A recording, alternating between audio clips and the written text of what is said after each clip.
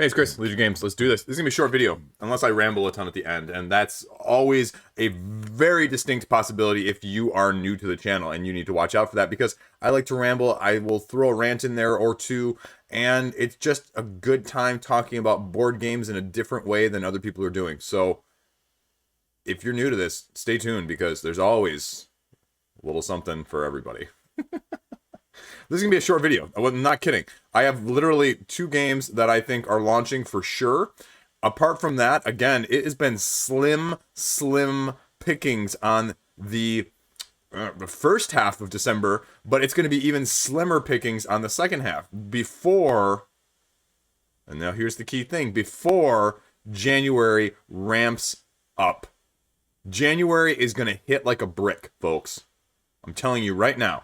Right now, January, it's just going to slam into you like a tidal wave, so you better save your money over the Christmas holiday and not spend all your money there or buying presents for yourself in the meantime.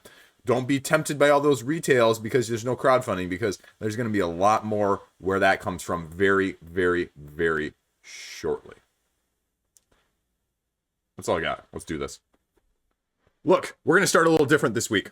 We're going to go backwards. We're going to do the over-unders results first, then I'm going to talk about the new 2 games, and then we are going to do the over-unders for next week, because at this point of me filming the video, I don't know what the over-unders are going to be, so it gives me a little bit of time to brainstorm while we're talking. First up, Voyages. I said over-under 62,000. It's 52,000 pounds, which I'm not even going to do the math. I'm not even going to pull up a Google. It's over. So, boom, nailed it. Okay, that's number 1. Really straightforward. Second one, Harakiri. Over under 800,000. And I did do the math on this one, 654,000 euros, which was bing, bing, bing, $740,000. So it's under. I think I got that one right. I don't know. I think I was right on that one. Maybe. Whatever. You know, play along at home. That's the best part about this game.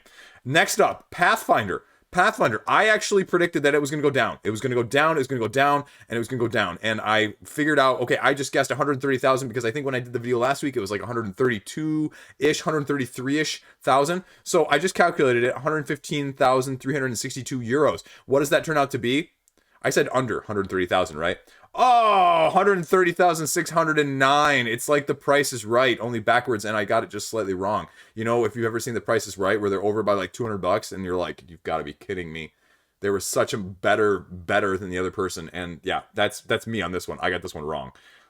$600. Ow!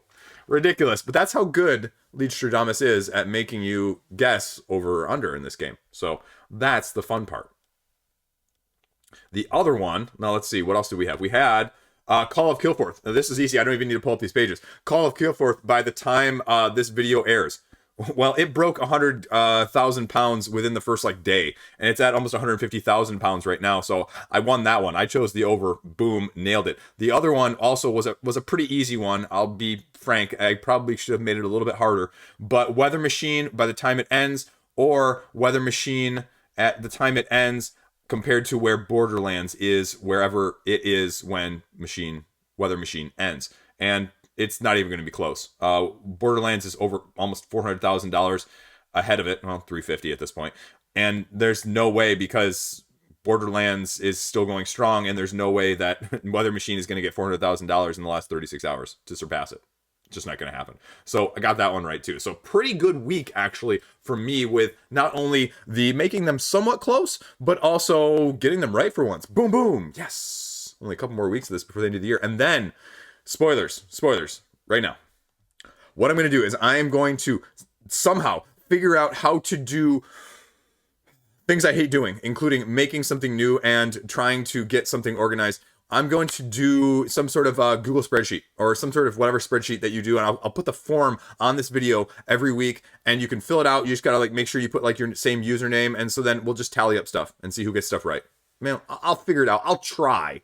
Or maybe someone smarter than me in the comment sections will help me. I don't know. We'll figure something out. It'll work itself out. Don't worry. We'll do it because it's fun.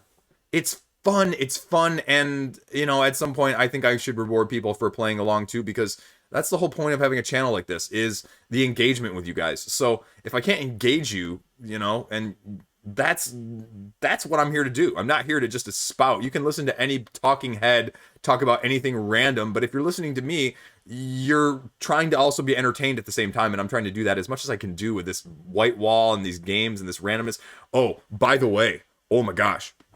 Other spoilers, side ramble here right in the middle of the video. I just remembered to tell you guys, this is going to be crazy. So this very room that I'm staying in, none of this or some of this will still be here. But a lot of this is having to get moved upstairs because my brother-in-law and his family are staying with us for a couple days over the holidays. So I'm going to be having to shoot all of my videos in a different room.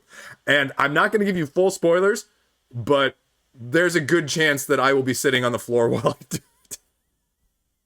Good note, though. You'll at least either see my calyx or my closet, both of which are filled with games, so you can see what else is in my collection besides this random assortment that I just kind of mishmash a little bit of each and every month or so that I change. But most of this has actually been the same, especially that stuff down there, since almost the beginning of the channel. So I should do something with that. But hopefully after the holiday, after they are gone, I'm going to try and move this bed that's sitting behind me so like I can maybe have the wall and actually have like a proper like scenery set up and everything, make it a little more high production, that sort of thing. I don't know. We're working on it. And by we, I mean the collective I. Yeah, collective I. I can say that. It's my channel. Whatever. Okay. Now, the two games that you tuned in for, if we just skipped over to this section, you missed a great ramble and a rant. I'm going to like link you at the beginning of this so you don't miss it. But let's talk about the two games very quickly that I know are launching. First up here, this is my first time actually getting to talk about a few of these Japanese ones before they actually launch. This is Ham Sandwich Shop. It's launching on the 22nd. You're making delicious sandwiches with hamster chefs who dive onto the bread. Things you thought you'd be hearing for board game ideas for 200, Alex. Right? No, not at all, actually. So we're just going to go over to the Board Game Geek page because I can't do this justice otherwise. It's only a 2 to 3 player game, which is probably the more interesting aspect of this. And you have a sandwich shop run by a hamster. And you're going to be sliding around toppings in a circle 1 to 3 steps and acquiring them and putting them on the places that you need. Recipe changes depending on where the pieces stop, and if you match it, you can declare it finished. You get stars. First person to get 3 stars wins. It actually looks kind of cool. In a weird way. This is definitely a Japanese game, and I kind of like the idea of this.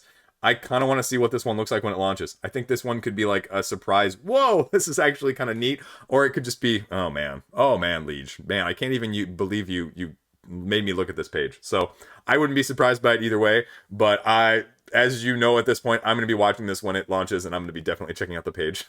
I just can't help it. I'm sorry. I'm not sorry. The other one that's launching on the 21st that I know of, at least I think I know of, is Prognosis Death, which is a very apropos. Now, am I allowed to joke about that? That's a little bit of a dark humor. Anyway, but this is a set collection game.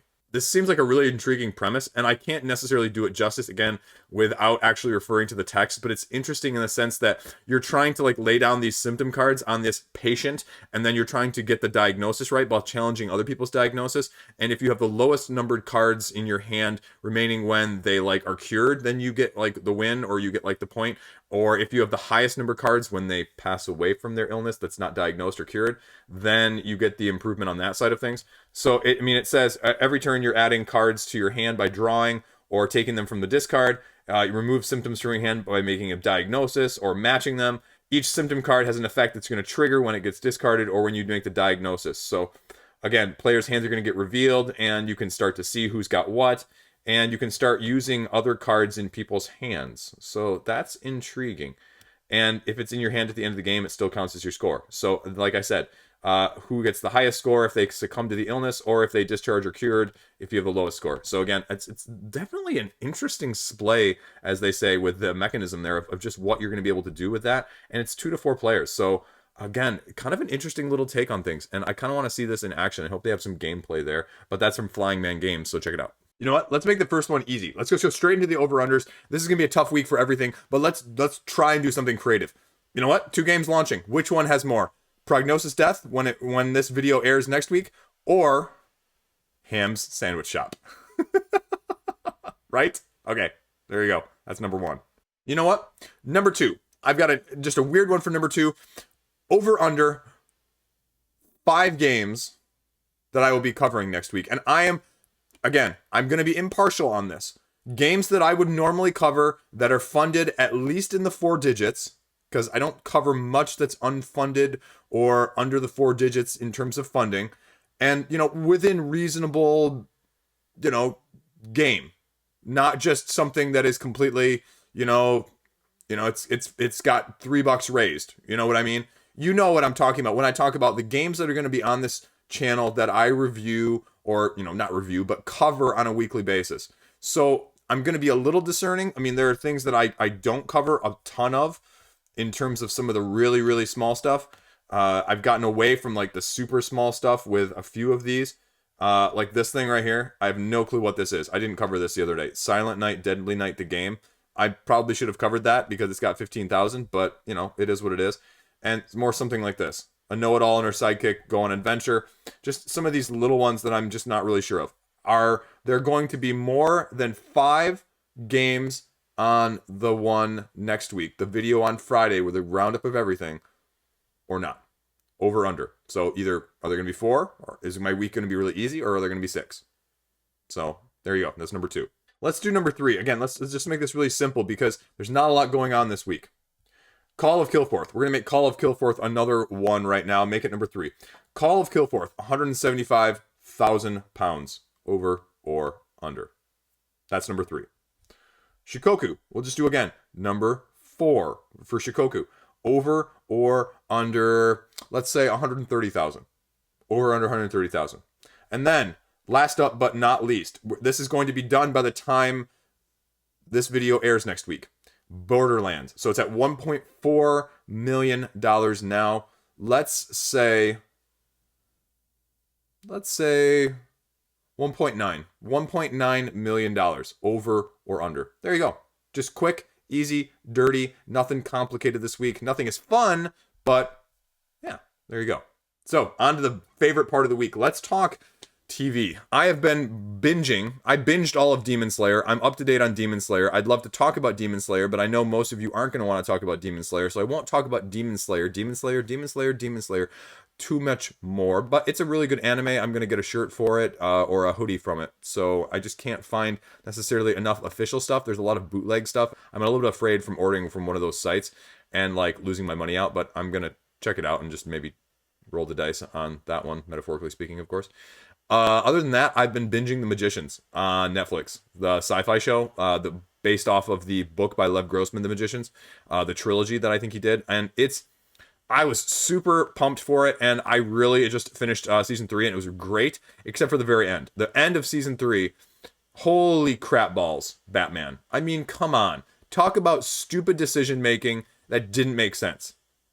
If you have seen the end of season 3 of The Magicians, and you know what I'm talking about, please affirm what I am saying in the comment section. Alice, are you seriously kidding me? Dean Fogg, are you seriously kidding me? What stupid decisions that did not line up with the rest of the season and did not line up with where they were at in terms of just again, stupid things to advance the plot line that just didn't make sense in the context of the rest of it. I know why it was done, but it just pissed me off. As much as a show like that can really irritate me. Otherwise, there's not a whole lot else out there right now that I'm watching. I was watching this sort of murder-ish mystery on Amazon, because Amazon Prime has like the new this month sort of things that they have out like every month that is only available for like that month, and then it's back in the vault essentially. And I think it's an Italian one where guy creates like this drug and this miracle drug, and then his girlfriend disappears and he's accused of it, so he's basically kind of like chased out of this small town. But then it's like 6-7 years later he comes back because of circumstances, and the whole town still thinks he did it, and there's just the whole mystery of what happened behind her and the drug, and all of a sudden it's not working and everything else is going along with it. And it's just a little slower than I was imagining. And each episode is like 65 minutes too. So I'm fine with the length of a show being that long, but it's just a little bit of a slower build on it. And I'm 3 or 4 episodes in, and it's tough. I'm not sure I'm going to even try and get through it before the end of the month. I haven't really decided. Apart from that, I don't really have anything else I'm watching. Like, that's the other reason I've stuck with The Magicians, is nothing else has really caught my fancy. Netflix really hasn't put out a whole lot this month that is even attractive to me at all. Hulu is just kind of bleh. I mean, Hulu needs some. I mean, Hulu's got some good stuff on it, but doesn't come up with anything new at all or anything remotely like on a routine basis that Netflix and Amazon Prime do. So it's tough from a streaming side of things. So, I mean, relatively ho-hum. I'm going to try and pick up something else over the holidays, but I don't really know what that's going to be. Hopefully just more games played instead of watching TV, but that also requires a little bit more, like, physical work, too. So, apart from that, next week, what's coming out video-wise? Going to try and have that one finally done. Also, one sitting right over here. Also going to have this one coming out. And if you missed the spoiler on the PAX Unplugged, go check out PAX Unplugged because there's a very interesting game called Anna's Roundtable, or a Fire Emblem-based dueling game that they sent me a copy of, and I am really, really excited to get to the table because it reminds me of that, only with more area and a little bit more different powers-ish. In a good way. In a good way without being too complicated. So I'm excited to get that to the table. And then, again, like I said in the other video, I'm trying to get like half a dozen more new things played between now and the end of the month, which is very ambitious because 2 weeks and a lot of family around, it's not going to be easy. You'd think it would be easy because you'd think people would want to play, but people don't want to play sometimes. And then, you know, my wife's busy with, you know, we're going to have like 6 kids in our house. 6. And that's if the neighbors don't come over. Oh my gosh. Don't even want to start about that. Anyway, that's all I got. That's enough rambling. That's enough ranting. If I think of something else, I'll splice it in at this point, but otherwise I probably won't because life is just, you know, around the holidays, it's just weird. So I got nothing else. Do you guys do like Christmas presents like for your significant others and stuff? Me and my wife kind of got away from it. So we just kind of, because if we want stuff, we just buy it ourselves at this point. You know, and, you know, we'll get stuff for the kids and, oh, yeah, my kids are getting the Switch. Yeah. So I got Mario, and potentially, if the person doesn't bail on us locally, Super Smash Brothers and Breath of the Wild. So that's what we're kind of going with right now. And, you know, we'll end up renting games from the library, because apparently the library rents games, so, you know, so be it. Find out either way if the kids actually like it or not, and, you know, the game, not the Switch. They're going to go crazy about that, but that's a whole nother thing. And the 1-year-old, he sees Batman, and he goes, dunna dunna dunna dunna dunna, because my wife introduced Batman as dunna dunna dunna dunna dunna dunna dunna dunna Batman. Well, now anytime he sees Batman, he just goes dunna dunna dunna, and it's the most adorable thing you will see. It is true story. Okay, enough rambling at the end. That's all I got. I'm done. That's the way I am in real life too, folks. Tangential, completely sidetracked, completely all over the place in terms of it drives my wife crazy sometimes, but also not, because we're almost at 10 years together, so